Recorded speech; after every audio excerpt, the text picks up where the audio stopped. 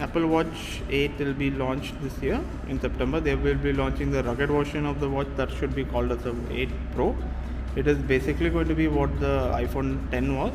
So they're going to ditch the Jony Ive-inspired edition of selling better than stainless steel watch with same guts for higher price. It should have a better screen, new design, same chip.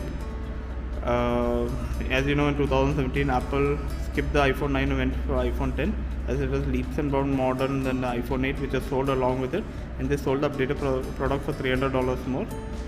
So this year the watches should have a titanium body. It should be clunkier and more gadgety. It will not be as elegant as the Watch 8 edition, but it should not be longer. So titanium body, rugged specs, rumored to be started around $900. So let's see how it turns out to be. A lot of people will definitely go for it. Apple entering the rugged watch to take on the Garmin and all those.